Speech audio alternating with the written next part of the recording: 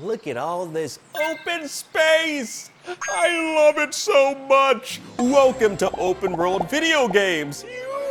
Now, open world video games were something that I loved playing growing up. Like the first one I ever played was Grand Theft Auto 3. Like I remember a classmate of mine telling me about how you can walk around on the streets, steal cars, beat people up, collect their money, all in this open space where you were free to roam. Now, growing up on the south side of Chicago, the mean streets of the south side of Chicago, I used to see those actions in real life. Like imagine having the ability now to play out those things in a video game where you can do all those illegal things and activities and not go to real life prison. Now that was a video game concept that wasn't as prevalent back then in 2001. Now it's been 22 years since GTA 3, and along with 2 mainline GTA games, several GTA spin-offs, and countless other open world video games by other developers, the open world aspect of video games has grown to a point that it's not as attractive of a feature as it once was. Now let me explain. Now some open world games are mission-based with checkpoints on a map. That's a map. Now some open world video games are mission-based with checkpoints on a map for you to travel to in order to activate a mission or a task. And with how massive these open world games have gotten over the decades, some game devs realize how exhaustive it can be to backtrack all the time. So they created the fast travel option.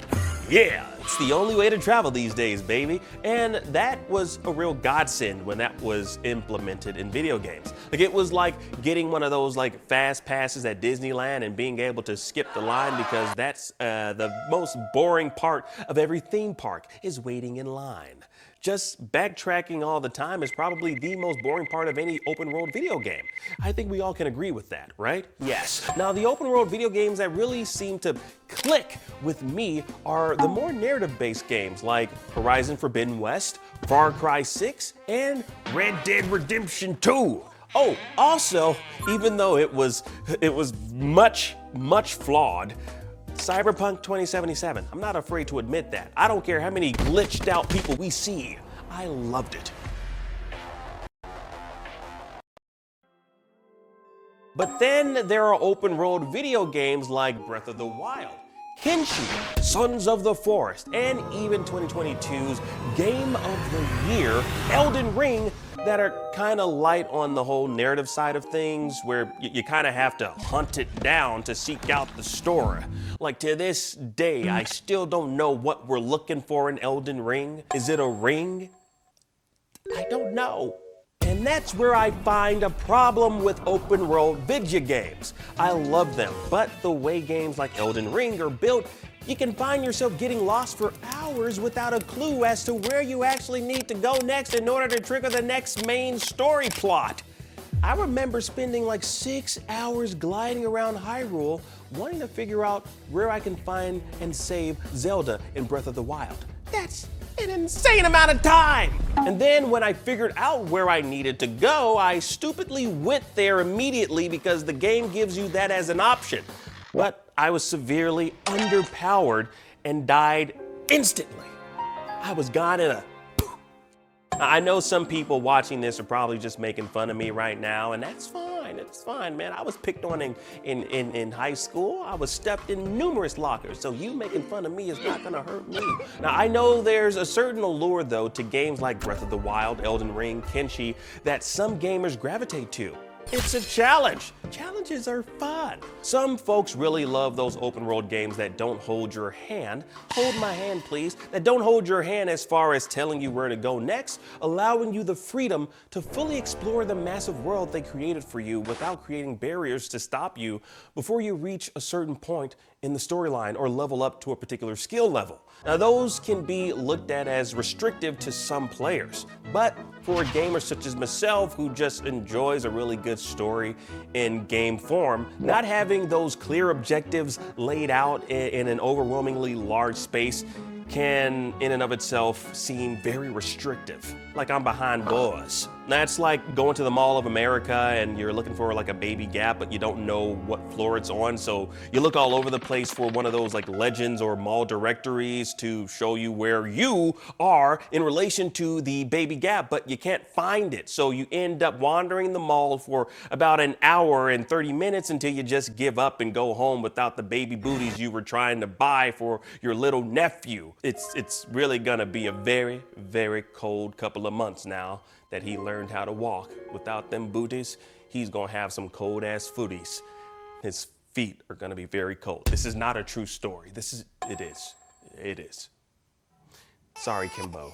Now, these open world games have become what are known as sandbox titles, where you're plopped into a world where you have to figure out where you need to go. And if you want, you can just mess around and do whatever the hell you want. You know, kind of like when you find yourself as a kid in an actual sandbox. You can build whatever the hell you want in those things. Just watch out for the sandworms. Y'all remember the sandworms? You've seen the movie Dune. It's like the Dune sandworms. Are there worms in the Dune movie? I've never seen it. Now, I enjoyed it in Mercenaries, Playground of Destruction, which was advertised as a literal playground where you were dropped in a sandbox open world, which allowed you to just go around taking jobs as a mercenary and blowing stuff up. And that was so much fun. Now, you could actually destroy large buildings, which was something I never seen in a video game before. Now, I did so much outside of the actual storyline in Mercenaries. I never completed the game. Don't judge me. You are not my judge. You are not that Phoenix guy that points all the time. Your Honor, he's not! Now, I don't know if that's a good thing, though, that I never completed that game. These open world games, though, give players so much space to do whatever the hell you want. You can get lost in the game and never complete the actual game at hand. Like gamers, consumers in general. Like it's a known fact, we all have short attention spans. I know I do. Like for this video that you're watching right now, if you've gotten this far, that's because we've tried so hard, me and my editor, to make this compelling and fast moving. So you wouldn't get lost and you can continue to watch this. You're watching because it's moving very fast. Look, I'm over here. Now I'm over here now. See, I got your attention, yeah. Here we go. Now, while most linear games might seem to the untrained eye to be limiting based on their predetermined paths, those games give you a clear route in which to experience what the game has to offer. Like with games like God of War, Ragnarok, you have this open world with clearly defined side missions you can take to further explore the world. But the game tends to guide you to where you need to go in order to complete the main story. Now, same goes for Horizon Forbidden West. Like, you can get lost in the sauce in that world with Aloy, but the game does such a good job of focusing in on the main story so you can complete the main objective. And yes, I said focusing in, knowing that they use something called a focus in the game. So that's a bit of a pun. I made a pun, it's funny, not really. The argument can be made that games that are seemingly on the rails are even more restrictive, like Killer 7. Like that game made sure you couldn't deviate and explore. Like you couldn't even if you wanted to, because it was literally on rails. Like it was a path that was set out for you to travel. But yes, I get that a lot of folks might not agree with me on this particular point about open worlds. And I don't want y'all to get anything that I'm saying twisted, okay? I love open world games.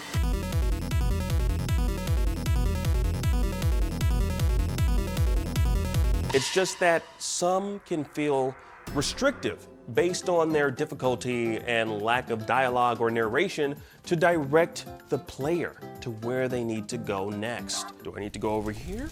Or do I need to veer this way? I don't know with some of these games. But you know what? That's what's charming about games like Kenshi, Elden Ring, and Breath of the Wild to some people. And don't get me wrong, everybody. I love Kenshi. The amount of hours I sunk into that game, like I don't even know if it's if it's even possible to beat that game. I spent like 16 hours, I still haven't beaten Kenshi. Has anyone ever beat Kenshi? Can you even beat it? If you every person in every town on the map, I consider that a one game. I got beaten a lot in that game. A lot. Like it was like Mike Tyson just punching me in the face and it hurt.